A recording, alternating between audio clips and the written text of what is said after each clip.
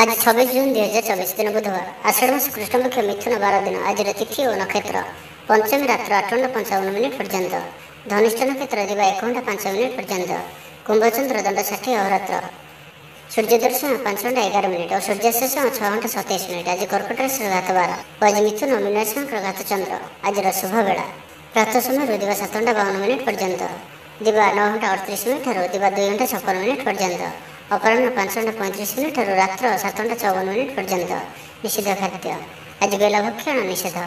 तो मेष ठारू आरंभ कर मीन राशि व्यक्ति कौन कही थाए आज आपंकर राशि कौन कही थाए आज आपंकर ग्रह नक्षत्र और आज आपको एपरी केउं उपाय करने आवश्यक जहाँफल आज आपंकर दिनटी अत्यंत शुभ सब्यस्त हो। यही क्रम सबुठ प्रथम आसतु जाना मेष राशि विषय परिवार समस्त प्रियभाजन हे दाम्पत्य जीवन सुखपूर्ण बीतब पितापुत्र मध्य संपर्क सुदृढ़ हो आर्थिक स्थिति मजबूत दूरयात्रार जोग बनुअछि और यही यात्रा आपंकर सफल हो क्यारियर संक्रांत कौन बड़ सफलता पाइबे भाई भाई मध्य स्नेह वृद्धि हो समाज में जश और सम्मान अधिकारी हे कवि और लेखक मान दिनटी अत्यंत अनुकूल जो कार्य हाथ को ने से सफल रे आर्थिक स्थिति आहरी मजबूत हो अटक रही धन पाखक फेरी आस पूर्व योजना फलवती हो अतिरिक्त ऊर्जार अनुभव करेंगे दक्षतार उपयोग करेंगे कौन क्षेत्र में सम्मानित होबार सुजोग पाइबे बाटर पुराणा मित्रों सह भेट हो जहाँ मन में प्रसन्नता आनीदेव सुखबर प्राप्त करेंगे व्यापारी मान लगे दिनटी लाभप्रद लव लाइफ दिनटी भल पारिवारिक जीवन में खुशीर लहरी छात्र छात्री मैंने पढ़ापढ़ी प्रति अधिक ध्यान देवे आज उत्साहप्रद दिनटी आपण कर्मक्षेत्र में उत्साह सहित समस्त कार्य संपादन करेंगे सफलता प्राप्ति हो देह और मन भल आय अब्याहत महिला मान लगे दिनटी अत्यंत ही शुभ सब्यस्त हो पड़ोशी मान मधुर संपर्क बजाय निजर त्रुटि बुझीपारे और कौन सी गोटे योजना परिवर्तन करेंगे और यह आपण लगे शुभ बंधु मेल आनंद पाइबे कौन सी गोटे दीर्घ दिन समस्या समाधान बाट बाहर दाम्पत्य जीवन मधुरतापूर्ण दूरयात्रा करपारती कार्यक्षेत्र में कर्तृपक्ष साहाय्य मिल सृजनशील प्रतिभार विकास घटव अधिक अधिक लाभ प्राप्त हो बेपारी वर्ग को अचानक धन लाभ हो संपर्क मान घर को जीवासवा लगी परिवार पूर्ण स्नेह और सहयोग पाइबे महिला मान लगे दिनटी अनुकूल महिला माने गृह निपुण रे तो आज दिनटी को आप शुभमय करने आज आप भगवान विष्णुकर दर्शन करूँ और विष्णु सहस्र नामर पाठ करूँ यह आपण शुभ सब्यस्त हो।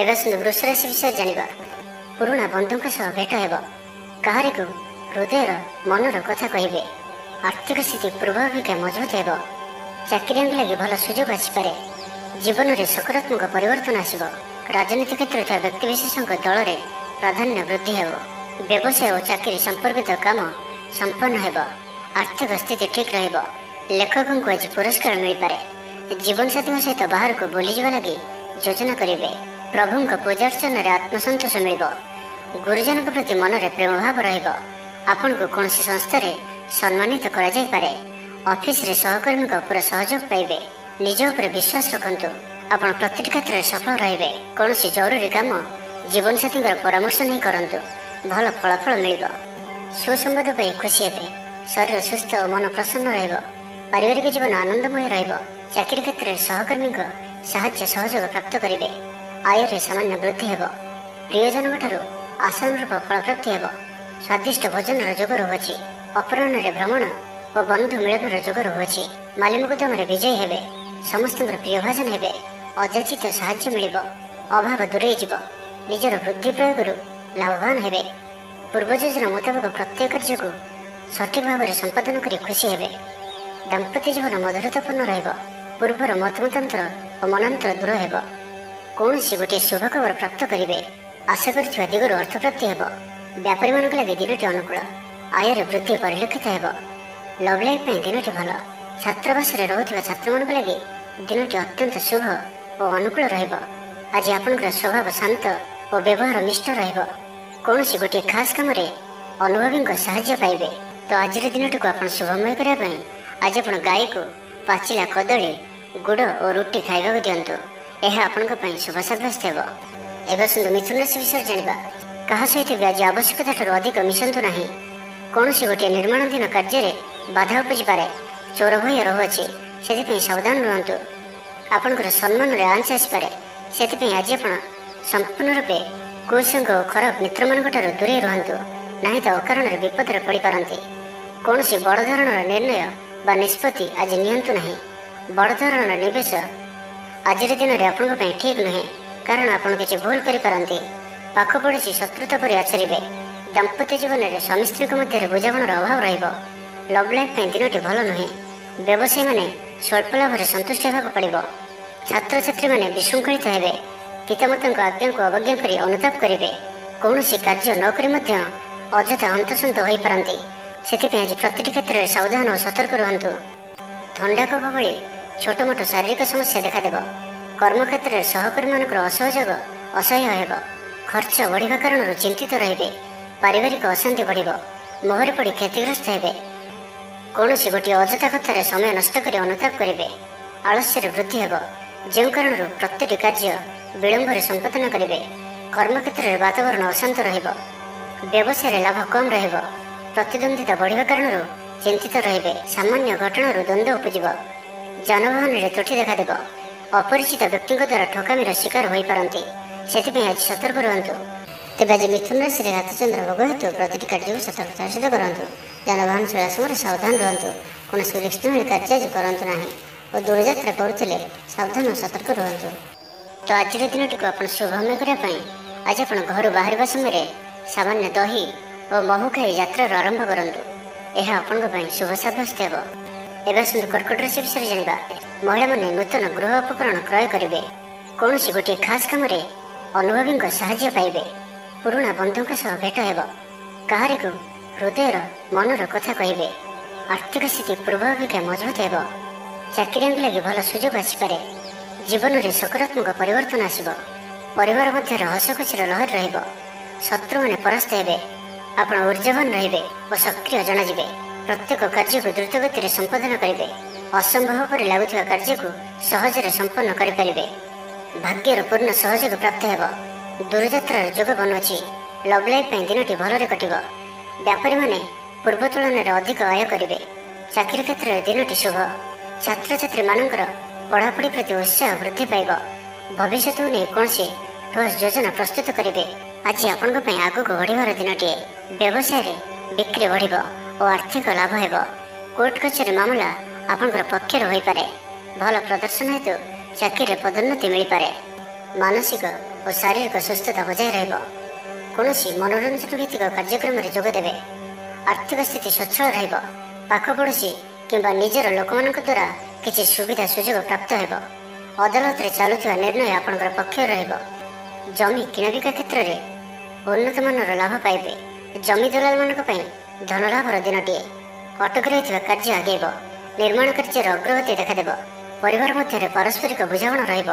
ଦାମ୍ପତ୍ୟ ଜୀବନରେ ମଧୁରତା ବଜାୟ ରହିବ। କୌଣସି ଗୋଟିଏ ଶୁଭ ଖବର ମନରେ ପ୍ରସନ୍ନତା ଆଣିଦେବ। ମହିଳାମାନଙ୍କ ଲାଗି ଦିନଟି ଅତ୍ୟନ୍ତ ଶୁଭ। ତ ଆଜିର ଦିନଟିକୁ ଆପଣ ଶୁଭମୟ କରିବା ପାଇଁ ଆଜି ଆପଣ ଭଗବାନ ବିଷ୍ଣୁଙ୍କ ପୂଜା ଆରାଧନା କରନ୍ତୁ ଓ ବିଷ୍ଣୁ ସହସ୍ର ନାମର ପାଠ କରନ୍ତୁ। ଏବଂ ଆଜି ଆପଣ କୌଣସି ବି କାର୍ଯ୍ୟକୁ ତରତର ହୋଇ କରନ୍ତୁ ନାହିଁ। ଏହା ଆପଣଙ୍କ ପାଇଁ ଶୁଭ ସାବ୍ୟସ୍ତ ହେବ। ଏବେ ଆସନ୍ତୁ ସିଂହ ରାଶି ବିଷୟରେ ଜାଣିବା। ସମ୍ପର୍କୀୟମାନଙ୍କର ଘରକୁ ଯିବା ଆସିବା ଲାଗି ରହିବ। ପରିବାରର ପୂର୍ଣ୍ଣ ସ୍ନେହ ଓ ସହଯୋଗ ପାଇବେ। କ୍ୟାରିୟର ସଂକ୍ରାନ୍ତରେ କୌଣସି ବଡ଼ ସଫଳତା ପାଇବେ। ଯଦି ଆପଣ କାହାକୁ ପସନ୍ଦ କରୁଛନ୍ତି ତ ତାଙ୍କୁ ମନର କଥା କହିବା ପାଇଁ ଦିନଟି ଭଲ। ଅଫିସରେ ଦିଆଯାଇଥିବା କାମ ସହଜରେ ସମ୍ପନ୍ନ କରିନେବେ। କୌଣସି ଖୁସିର ଖବର ମିଳିବ। ଛାତ୍ରଛାତ୍ରୀମାନେ ସାଙ୍ଗସାଥି ମେଳରେ ମୌଜ ମଜଲିସରେ ଦିନ କାଟିବେ। ତ ପ୍ରତ୍ୟେକ ଦୃଷ୍ଟିରୁ ଆଜିର ଦିନଟି ଆପଣଙ୍କ ଲାଗି ଭଲ। କୌଣସି ଗୋଟିଏ ସୁଖବର ହସ୍ତଗତ ହେବ, ଯାହାକି ମନରେ ପ୍ରସନ୍ନତା ଆଣିଦେବ। ଶରୀର ସୁସ୍ଥ ଓ ମନ ପ୍ରସନ୍ନ ରହିବ। ମହିଳାମାନଙ୍କ ଲାଗି ଦିନଟି ଅତ୍ୟନ୍ତ ଶୁଭ। ମହିଳାମାନେ ଗୃହକର୍ମରେ ଲିପ୍ତ ରହି ଆତ୍ମତୃପ୍ତି ଲାଭ କରିବେ। ପଡ଼ୋଶୀମାନଙ୍କ ସହ ସମ୍ପର୍କରେ ସୁଧାର ଆସିବ। ଆୟ ଓ ବ୍ୟୟ ସମାନ ରହିବ। ଶିଳ୍ପ, ବାଣିଜ୍ୟ, ପରିବହନ, ବ୍ୟବସାୟ, ସଭାସମିତି ଓ ଜମିଜମା କ୍ଷେତ୍ରରେ ଉନ୍ନତମାନର ଫଳପ୍ରାପ୍ତ କରିବେ। କୋର୍ଟରେ ଚାଲୁଥିବା କୌଣସି ଗୋଟିଏ ନିର୍ଣ୍ଣୟ ଆପଣଙ୍କର ପକ୍ଷରେ ରହିବ। ଶତ୍ରୁ ପରାସ୍ତ ହେବେ। ସମାଜରେ ଯଶ ଓ ଖ୍ୟାତିର ବୃଦ୍ଧି ଘଟିବ। ସେବା ଭାବରେ ଉଦ୍ବୃଦ୍ଧି ହେବ। ପର ଉପକାର କରି ଖୁସି ହେବେ। ଦ୍ରବ୍ୟ ଲାଭ ଘଟିପାରେ। କଥାରେ ଲୋକଙ୍କୁ ବାନ୍ଧି ରଖିବେ। ଐତିହ୍ୟ କାର୍ଯ୍ୟରେ ମନ ବଳିବ। ଊର୍ଜାବାନ ଜଣାଯିବେ। ପ୍ରତ୍ୟେକଟି କାର୍ଯ୍ୟକୁ ଉତ୍ସାହ ଓ ଆଗ୍ରହ ସହିତ ସମ୍ପନ୍ନ କରି ଖୁସି ହେବେ। ପରିବାର ମଧ୍ୟରେ ମତମତାନ୍ତର ଦୂର ହେବ। ସ୍ନେହରେ ବୃଦ୍ଧି ହେବ।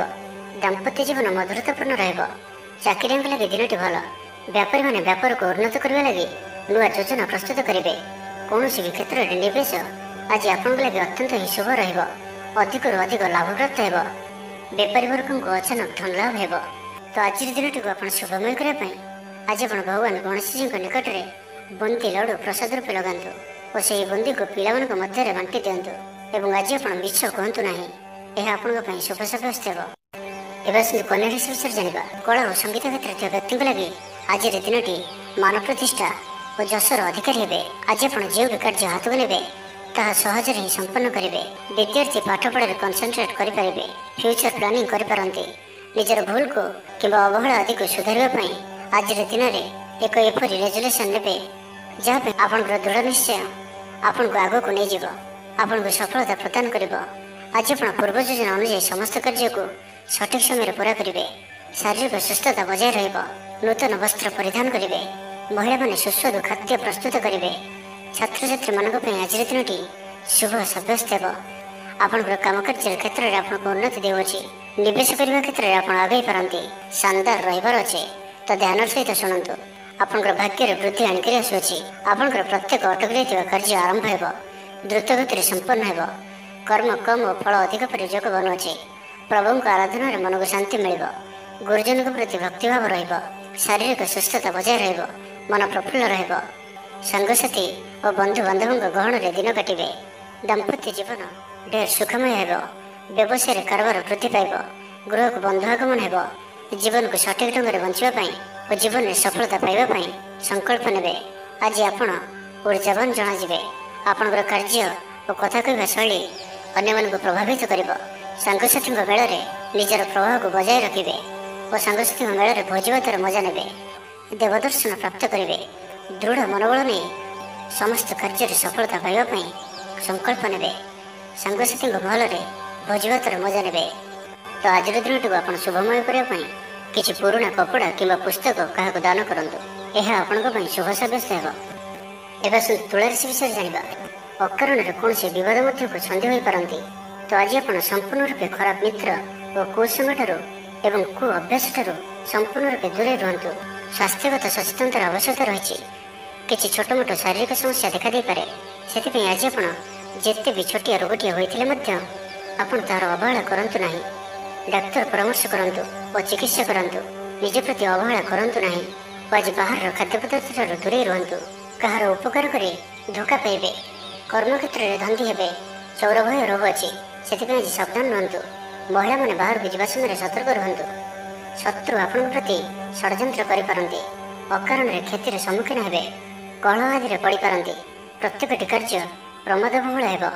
ବ୍ୟବସାୟୀମାନଙ୍କୁ ସ୍ୱଳ୍ପ ଲାଭରେ ସନ୍ତୁଷ୍ଟ ହେବାକୁ ପଡ଼ିବ। ଲଭ୍ ଲାଇଫ୍ ପାଇଁ ଦିନଟି ଭଲ ନୁହେଁ। ଛାତ୍ରଛାତ୍ରୀମାନଙ୍କ ଲାଗି ଦିନଟି ଅନୁକୂଳ ନୁହେଁ। ଆଜି ପିଲାମାନଙ୍କର ସ୍ୱାସ୍ଥ୍ୟର ଯତ୍ନ ନିଅନ୍ତୁ।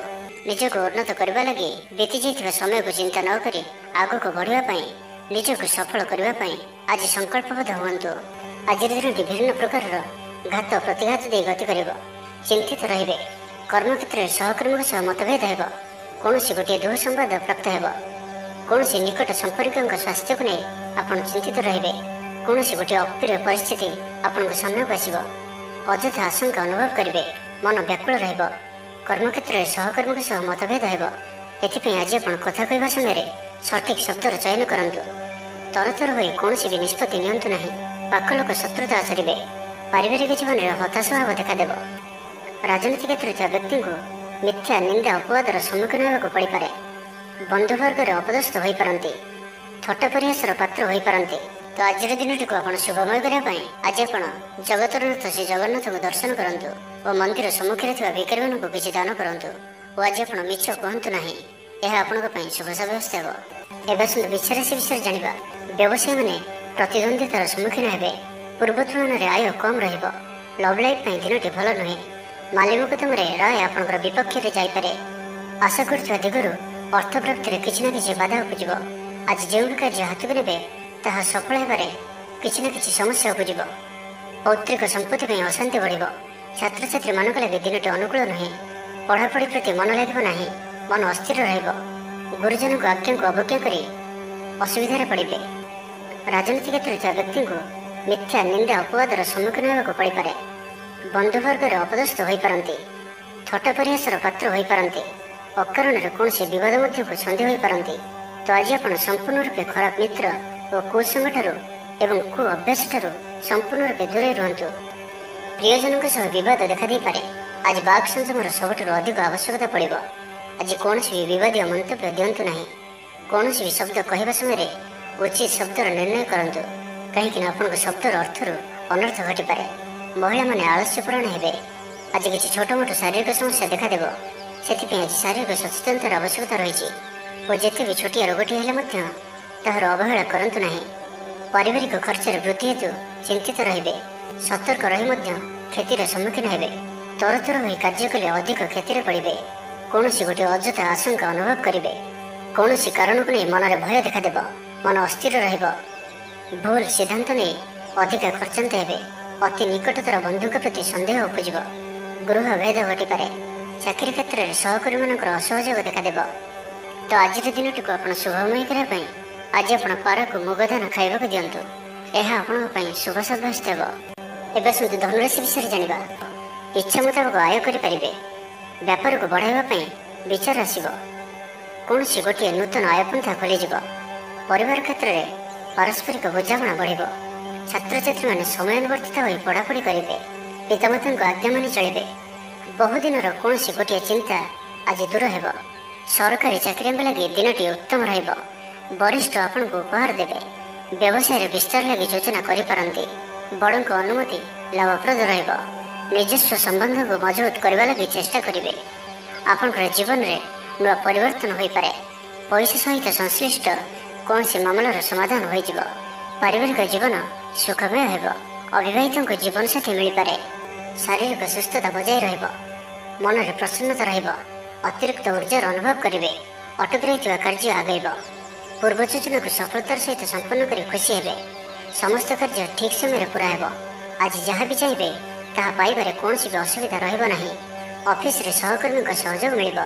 ଉପରିସ୍ଥ କର୍ମଚାରୀ ଆପଣଙ୍କ କାମରେ ଖୁସି ରହିବେ। ବନ୍ଧୁ ସମ୍ପର୍କ ବୃଦ୍ଧି ହେବ।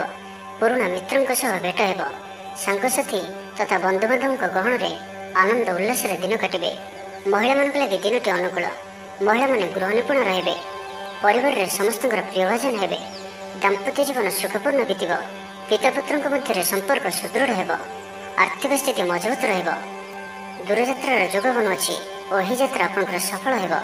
ତେବେ ଆଜି ମାତାଙ୍କର ସ୍ୱାସ୍ଥ୍ୟକୁ ନେଇ ଅଳ୍ପ ଆପଣ ଚିନ୍ତାରେ ରହିପାରନ୍ତି। ତ ମାତାଙ୍କର ସ୍ୱାସ୍ଥ୍ୟର ଯତ୍ନ ନିଅନ୍ତୁ। ବାକି ପ୍ରତ୍ୟେକଟି କ୍ଷେତ୍ର ଭଲ ରହିବ। ଲଭ୍ ଲାଇଫ୍ ପାଇଁ ଦିନଟି ଭଲ।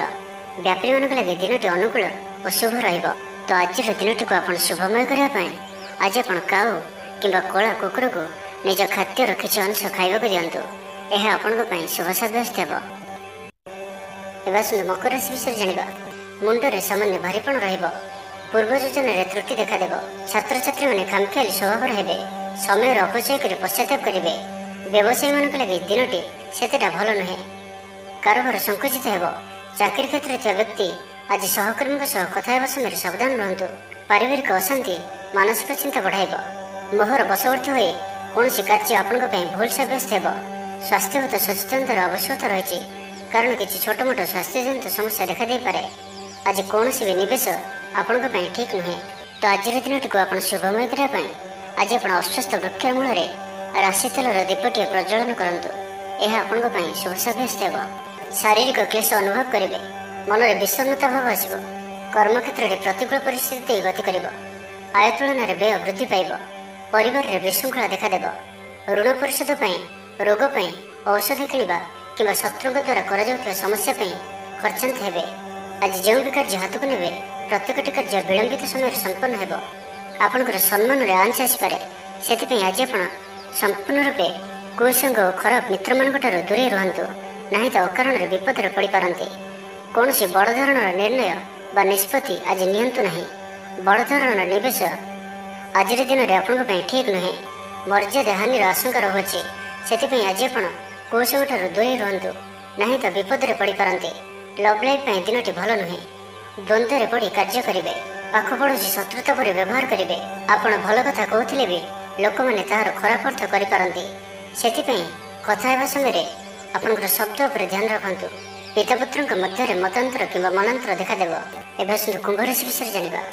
ନିଜର ଜୀବନକୁ ପରିବର୍ତ୍ତନ କରିବା ଲାଗି, ଦିନଚର୍ଯ୍ୟାରେ ପରିବର୍ତ୍ତନ କରିବା ଲାଗି କିଛି ଚିନ୍ତା ବିଚାର କରିବେ। ସମସ୍ତ ଗ୍ରହମାନଙ୍କର ସପୋର୍ଟ କାରଣରୁ ଆଜି ଯେଉଁ ବି କାର୍ଯ୍ୟ ହାତକୁ ନେବେ ସେଥିରେ ସଫଳତାର ସମ୍ଭାବନା ଅଧିକ ହିଁ ରହିବ। ପରିଶ୍ରମର ପୂର୍ଣ୍ଣ ଫଳ ପ୍ରାପ୍ତ କରିବେ ବା ଦ୍ୱିଗୁଣ ଫଳ ପ୍ରାପ୍ତ କରିବେ। ଦେହ ଭଲ ରହିବ। ପରିବାର ମଧ୍ୟରେ ସ୍ନେହରେ ବୃଦ୍ଧି ପରିଲକ୍ଷିତ ହେବ। ବ୍ୟବସାୟୀମାନେ ଅଧିକ ଖୁସି ରହିବେ। ଅତିରିକ୍ତ ଧନଲାଭ ପ୍ରାପ୍ତ କରିବେ। ଛାତ୍ରଛାତ୍ରୀମାନେ ଶୃଙ୍ଖଳିତ ଆଚରଣ କରିବେ। ପିତାମାତାଙ୍କର ନିର୍ଦ୍ଦେଶ ମାନି ଚଳିବେ। ବହୁଦିନରୁ ଲାଗି ରହିଥିବା ଅଭାବ ଅସୁବିଧାରୁ ମୁକ୍ତି ପାଇଁ ବାଟ ମିଳିବ। ଲଭ୍ ଲାଇଫ୍ ପାଇଁ ଦିନଟି ଭଲ। ପାରିବାରିକ ଜୀବନ ସୁଖପୂର୍ଣ୍ଣ ବ୍ୟତୀତ ହେବ। କିଛି ସାହସିକତାର କାର୍ଯ୍ୟ ପାଇଁ ମନ ବଳିବ। ଆପଣଙ୍କୁ ଭାଗ୍ୟର ସମ୍ପୂର୍ଣ୍ଣ ସହଯୋଗ ମିଳିବ। ଲୋକ ଆପଣଙ୍କର କଥାକୁ ପୁରା ଧ୍ୟାନ ଦେବେ। ଆପଣଙ୍କୁ କୌଣସି ଖୁସିର ଖବର ମିଳିବ। ନୂତନ କାରବାରରେ ପଇସା ଲଗାଇବା ପାଇଁ ଭାବିପାରନ୍ତି। ଦାମ୍ପତ୍ୟ ସମ୍ବନ୍ଧରେ ଦୂରତା ସମାପ୍ତ ହେବ। କୌଣସି ଗୋଟିଏ ବିବାଦୀୟ ଘଟଣାର ଅବସାନ ଘଟିବ। ବହୁଦିନର ଆଶା ପୂରଣ ହେବ। କୌଣସି ଗୋଟିଏ ହଜିଯାଇଥିବା ଦ୍ରବ୍ୟର ସନ୍ଧାନ ପାଇବେ। ମହିଳାମାନେ କର୍ମକ୍ଷେତ୍ରରେ ଉଚ୍ଚ ପ୍ରଶଂସାର ଅଧିକାରୀ ହେବେ। ମହିଳାମାନଙ୍କ ପାଇଁ ଆଜିର ଦିନଟି ଅତ୍ୟନ୍ତ ଶୁଭଫଳଦାୟକ ରହିବ। ପ୍ରତ୍ୟେକଟି କାର୍ଯ୍ୟରେ ସମସ୍ତଙ୍କର ପ୍ରିୟ ପାଲଟିଯିବେ। ପରିବାରରେ ସମସ୍ତଙ୍କର ପ୍ରିୟଭାଜନ ହେବେ। ଚାକିରି କ୍ଷେତ୍ରରେ ଥିବା ବ୍ୟକ୍ତି ଉଚ୍ଚ ଅଧିକାରୀଙ୍କ ନିକଟତର ହେବେ ଓ ଏହା ଏମାନଙ୍କ ପାଇଁ ଆଗକୁ ସୁପରିଣାମ ଆଣିକରି ଆସିବ। କୌଣସି ଗୋଟିଏ ପୂର୍ବ ଯୋଜନା ମନ ମୁତାବକ ସଫଳତା ଲାଭ କରିବ। ଆବଶ୍ୟକ ସହଯୋଗ ପାଇବେ। ଆର୍ଥିକ କ୍ଷେତ୍ରରେ ଉନ୍ନତି ଘଟିବ। ସାମାଜିକ କାର୍ଯ୍ୟ ପ୍ରତି ମନ ବଳିବ। ପର ପାଇଁ କାର୍ଯ୍ୟ କରିବାରେ ଆଗ୍ରହୀ ରହିବେ। ଭବିଷ୍ୟତ ପାଇଁ ଯୋଜନା ପ୍ରସ୍ତୁତ କରିବେ। ତ ଆଜିର ଦିନଟିକୁ ଆପଣ ଶୁଭମୟ କରିବା ପାଇଁ ଆଜି ଆପଣ ତୁଳସୀ ଚଉରା ମୂଳରେ ଶୁଦ୍ଧ ଘିଅର ଦୀପଟିଏ ଜାଳନ୍ତୁ। ଏହା ଆପଣଙ୍କ ପାଇଁ ଶୁଭ ସାବ୍ୟସ୍ତ ହେବ। ଏବେ ଆସନ୍ତୁ ମୀନ ରାଶି ବିଷୟରେ ଜାଣିବା। ଛାତ୍ରଛାତ୍ରୀମାନେ ସମୟର ଅପଚୟ କରିବେ। କୌଣସି ଗୋଟିଏ ନିର୍ମାଣାଧୀନ କାର୍ଯ୍ୟରେ ବାଧା ଉପୁଜିପାରେ। ପୂର୍ବ ଯୋଜନାକୁ ଫଳବତୀ କରିବାରେ ବିଫଳ ହେବେ। ଲଭ୍ ଲାଇଫ୍ ପାଇଁ ଦିନଟି ଅନୁକୂଳ ନୁହେଁ। ବିଭିନ୍ନ କାରଣରୁ ମର୍ମାହତ ହୋଇପାରନ୍ତି। ପାରିବାରିକ ଜଞ୍ଜାଳ ବଢ଼ିବ। ଅଜାଣତରେ କ୍ଷତିଗ୍ରସ୍ତ ହେବେ। ବିଚାରରେ ବିଭ୍ରାଟ ଘଟିପାରେ।